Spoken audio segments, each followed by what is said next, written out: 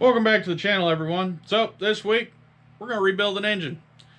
This is a Chevy 216 that goes in my 1947 Chevrolet Fleetmaster. Now, this isn't the original engine. I bought this off Marketplace for $100. But the car does have the original engine, but I don't have the money to rebuild it. So I decided to go and get another motor, just get it on the road, get it running, because I want to take it on a road trip for the 100th anniversary of Route 66. I've actually got a two-part video lined up for that next year. But right now, what I want to do, go through this new gasket set, make sure it doesn't leak, clean it up good. That way, later on, when I paint the car, do all the body work and everything, I don't have to worry about pulling this back out. I do have a couple parts that go on this that are not going on it now. Or, I should say, I'm getting new parts that I don't want, or that I want that aren't going to go on this. I'd like to put a dual carb intake, dual exhaust. I would like a new valve cover. I like the chrome ones. I wish I could afford the billet ones, but I can't. But other than that, it's going to stay pretty well how you see it. We need to check, make sure the fuel pump does in fact work, just all that. But I'm not going to tear into the bottom end if I don't have to. Like, we're going to pop a couple caps off, like the rods and the mains, and just double check and see what the bearings look like. Since this is a Babbitt bearing engine, I don't have a way to put new rod bearings in it right this minute. So hopefully those all look good.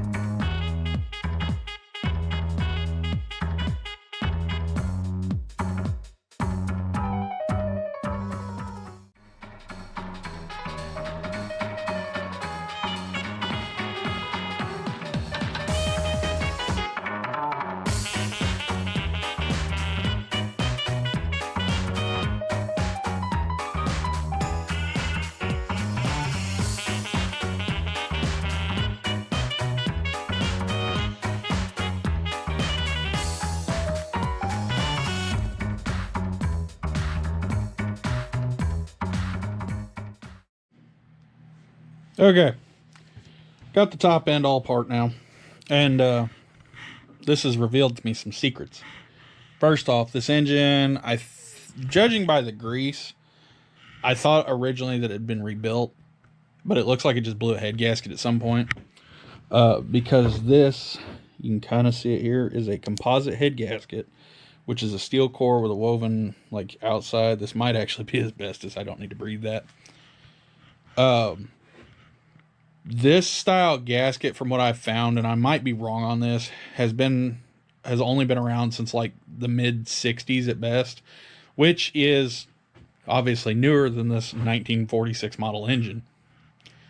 The other thing I was looking at is how clean all this is. Like this right here, usually on these older engines, this is all built up with like the gray, almost wax-like substance that the older oils had. So, I'm going to get this all tore the rest of the way apart. I was waiting overnight for the engine oil to drain all the way out so I didn't make a mess. So, I'm going to flip this over, get all that tore apart, and we're going to take a look at the bottom end, because I'm really curious if this has ever been converted to a insert rod bearing rather than, the traditional Babbitt pour in.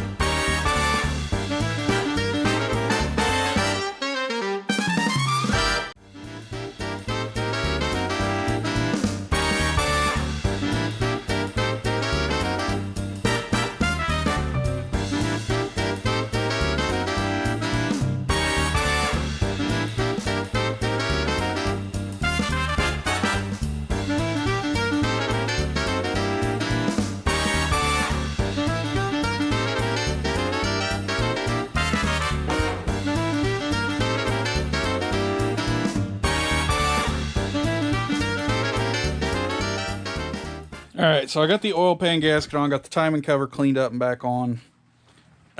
Screen is cleaned. I actually ended up replacing the hold down wire with a piece of TIG welding rod. Seems to work pretty good. I also have been working on the oil pan. This thing had like 2 inches of sludge in the bottom of it all the way across. I cleaned it out as best I could.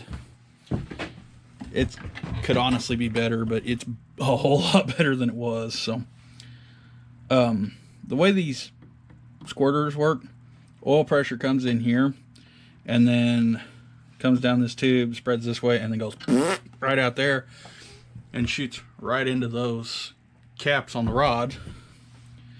And then that keeps everything lubricated. So what I'm going to do now is get this put back on that. Then flip the thing over, start roll it on its side. Start scrubbing it down, get all the grease and stuff off. I need to get the side cover cleaned up. Yeah, lots of cleaning to do. It's almost entirely cleaning on this. But these gaskets, cork gaskets, the kits don't come with poly or silicone gaskets like newer stuff. So let's get back after it.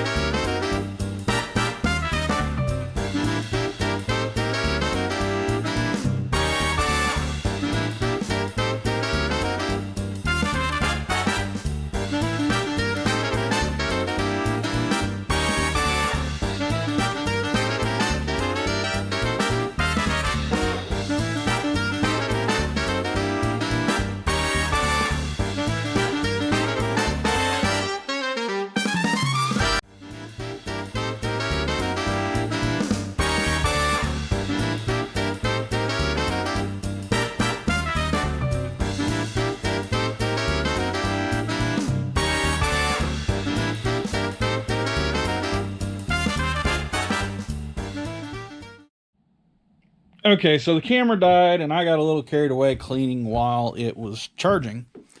So, got everything cleaned off. This was all caked with grease and dirt and everything else. And so the next thing we're going to do, and I got the side cover clean. The only thing I haven't really cleaned is the valve cover and the intake manifold yet. But what we're going to do now is take this, tape it all off. I'm going to paint the block and the head separate because I don't like painted gaskets. They look weird to me or unprofessional. So I'm going to tape all this off. We're going to go through and we're going to paint this. We'll start by priming it, which I don't know what I did with the can of primer. It's right there. But we're going to prime this, let it dry, then we're going to paint it forest green or racing green, I think is what it's called. It took me a little bit to find that color. I actually had to hunt for it and ended up ordering it. So, but anyway, let's tape this off and get the priming.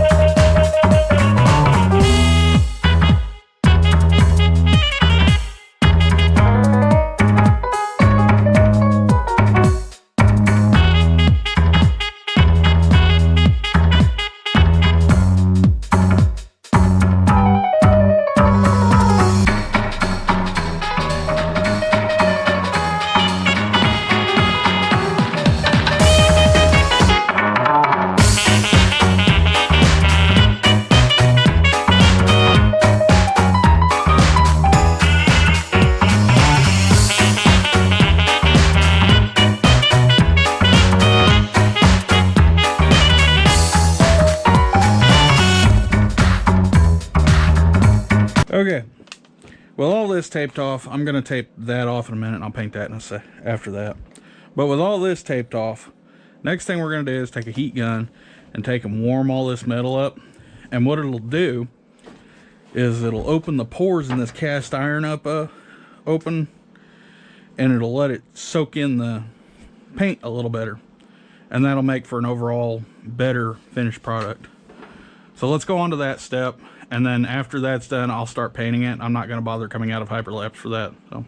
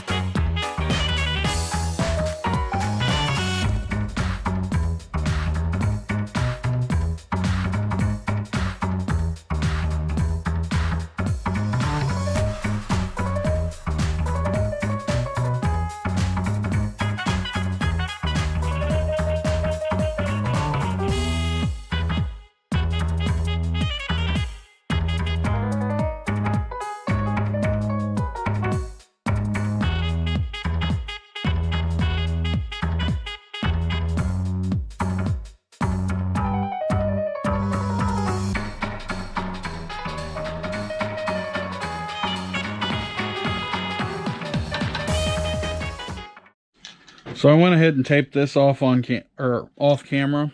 I'm gonna go ahead and primer it.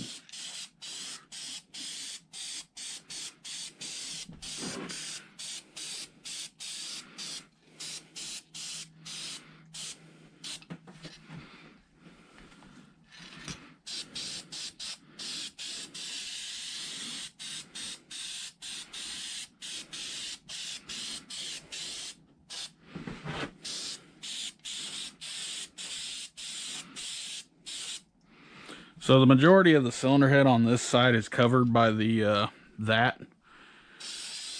So really all I've got is prime and paint. Is this little side right here. But that's painted, or that's primed. So now, on to the pretty part. This is Duplicolor Racing Green. I hunted relentlessly for this color, and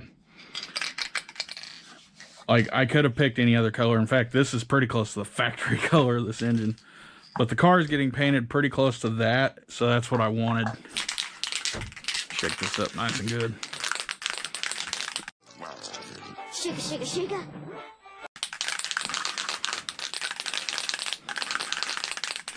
little bit of a test hit here.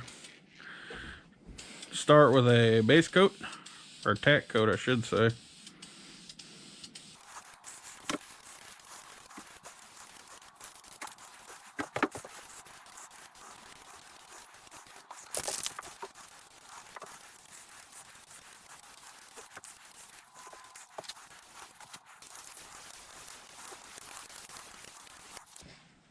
Now we let this sit and dry for a couple minutes.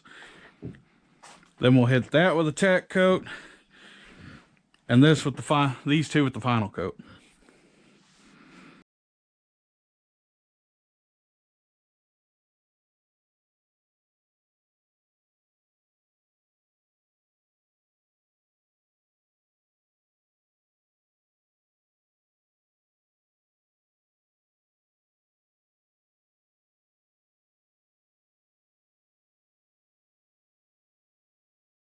Okay, block's painted, head's painted. I let it set overnight, went through, I put another coat on this morning, let it dry during the day, and I think it come out fantastic. I love this color. This is going to be the color of the car. But while it was drying, I decided to go ahead and clean the intake and exhaust manifolds, which the exhaust is over there. So I'm going to get this down, cover it up, and we're going to paint those. But we're going to paint those silver, this shade of silver to be exact. I plan on replacing them, so I don't want to put a lot of work into them. So I'm going to switch to hyperlapse, paint them real quick, and then we'll start putting this whole deal together.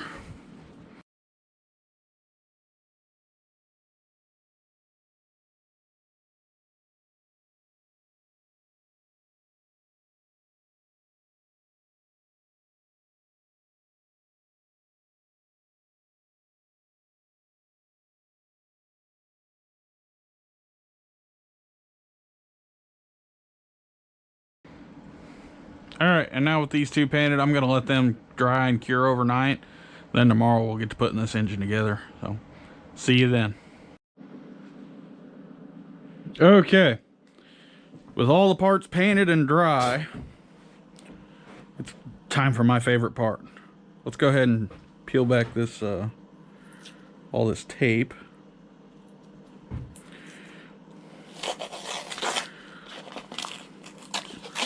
Like Christmas, which is less than a week away.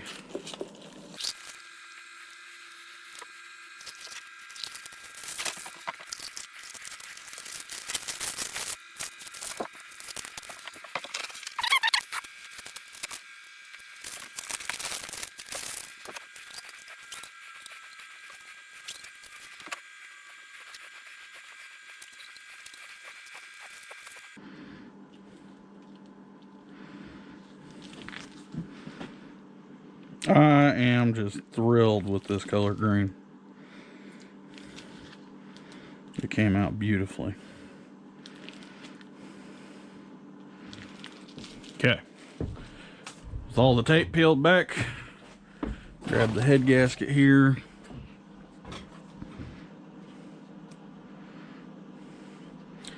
This is a modern Felpro gasket that doesn't have asbestos in it. Grab the cylinder head.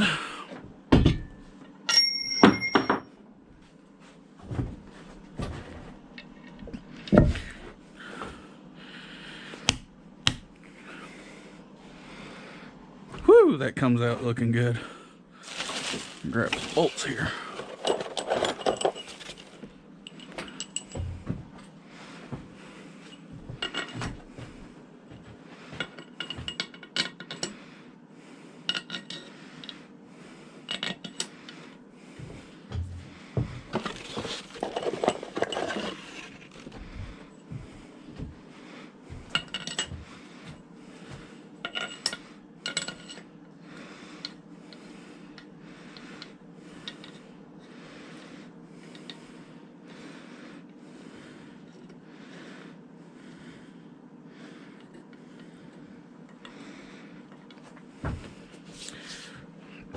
Now you can see why I made sure to block all this off. This is actually the entire lifter valley. That cover right there covers this whole thing, which all y'all saw in the beginning of the video. Oop, we got a little tape here.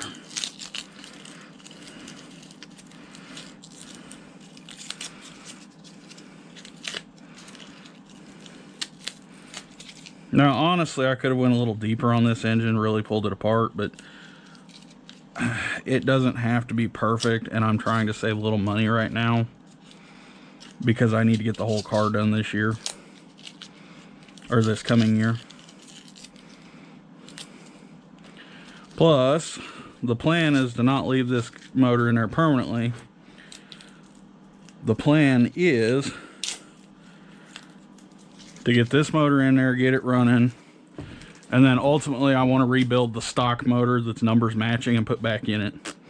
So this is just a placeholder for right this minute.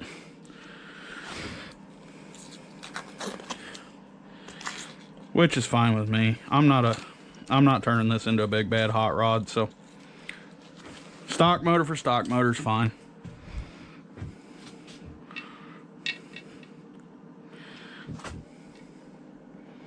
Trying to remember which hole this comes up through without kinking it.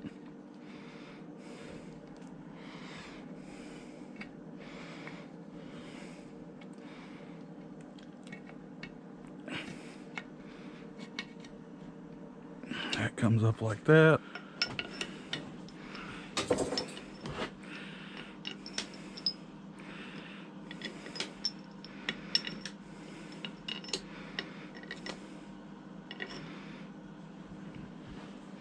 Because it's the aesthetic I wanted.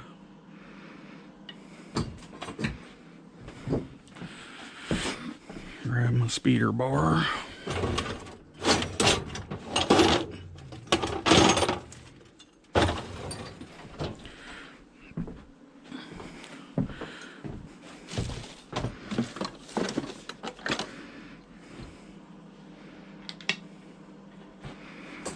Okay, doing this the old-fashioned way.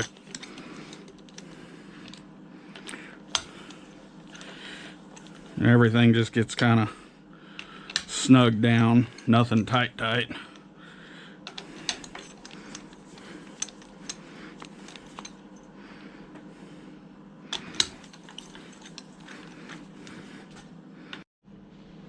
Okay, now that this is snugged down, time to move on to the torque sequence.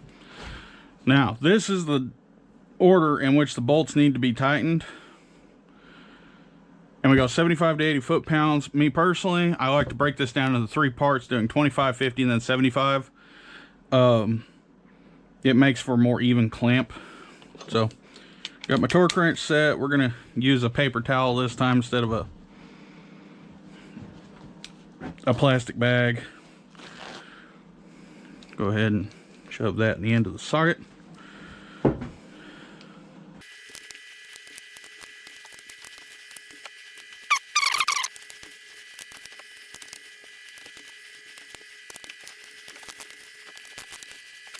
There's 25.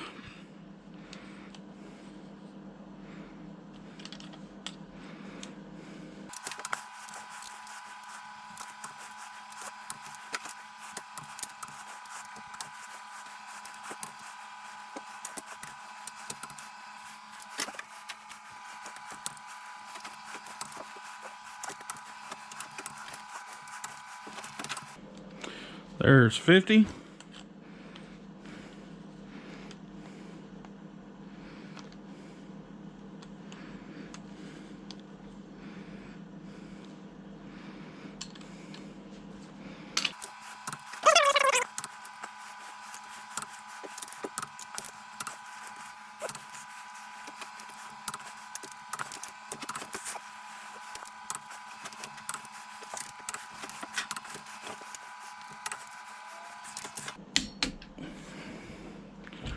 All right, make sure to untighten your torque wrench when you're done. There's that, and there's that bolted on. I did miss more tape down here.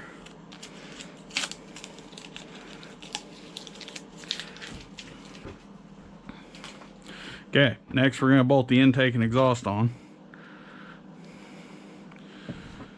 Let's grab our outer bolts for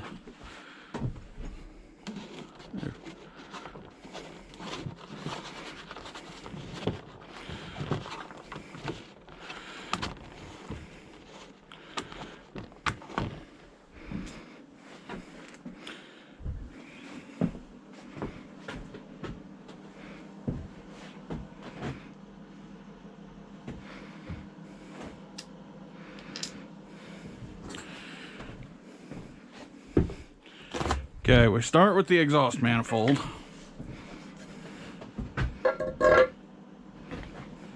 The exhaust gaskets on these are 3 pieces.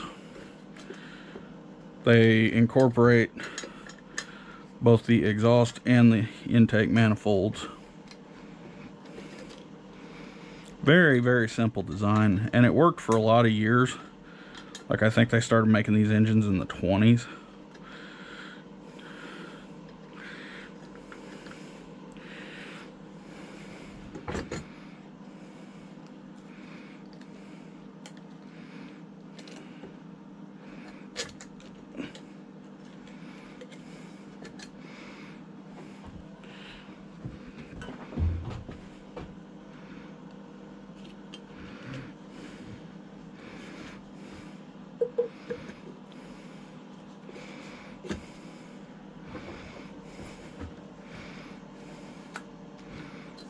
Okay, so I actually had to go back, pull all this back apart and put the push rods in that I forgot. But they're all in. Everything's ready to go there. So what we're going to do next is drop the rocker arms on. Which later 216 Chevys use hydraulic rocker arms or hydraulic lifters. This particular engine, being an earlier model, uses solid lifters. If I can get everything to cooperate.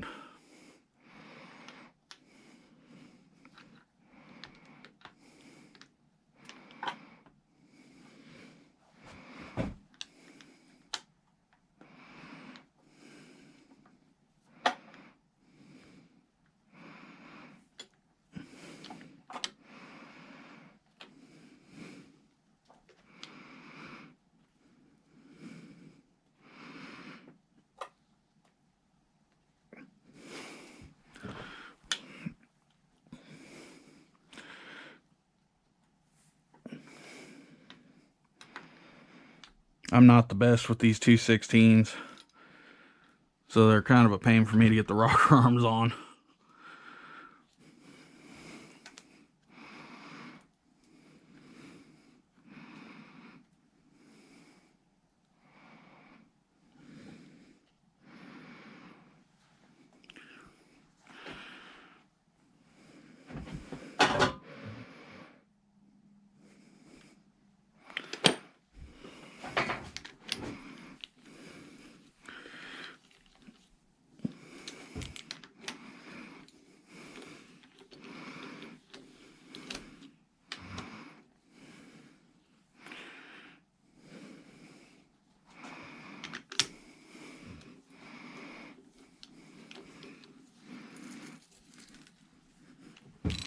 Now, I will have to go through and run the valves on this when I'm ready to put it in the car.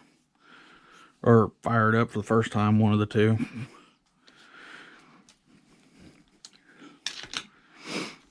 But that's not a right now deal.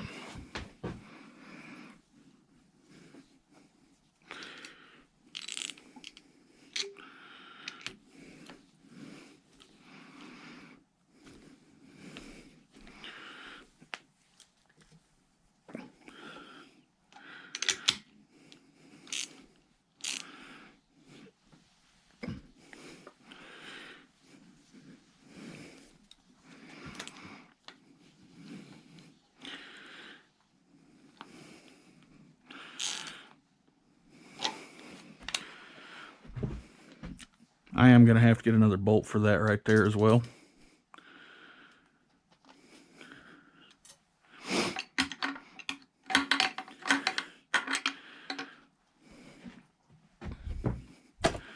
Like I've said, I'm missing some of the hardware on this. I don't have everything. So these get torqued down to roughly 10 foot-pounds, which is, I think, 120 inch-pounds. It's not much. But you also don't have to have much on these.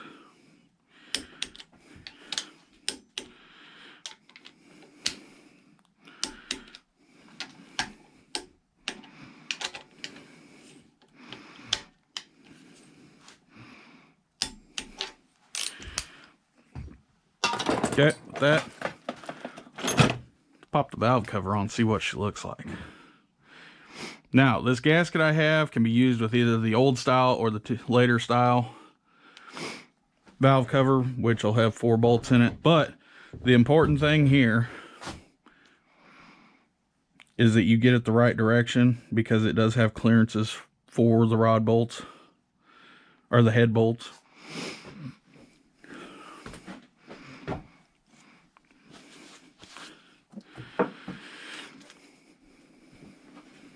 Ooh. Man, that looks good.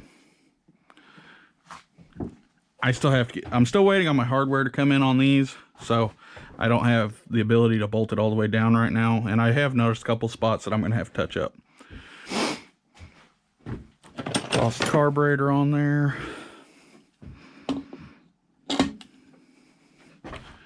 I'm happy with how it came out. Now, I know I don't have the full front accessory drive on yet. I'm waiting on water neck, water pump, all that to come back from powder coating. And I still need to restore the air cleaner, which I've got to find stuff for that. But overall, I'm really happy with this little motor. So unfortunately, this is going to wrap this video up. I've got parts that I sent off for powder coating that they haven't made it back in time for this video. I also have to get a couple other things before it goes in the car, so look for that video within the next couple months. It's not going to be right away, but it does have to happen relatively soon so we can road trip this car for the 100th anniversary of Route 66. If you like what you see, follow and subscribe, hit the like button. Show this to your buddies. I mean, I got a bunch of other stuff in the works, but for right now, till next time.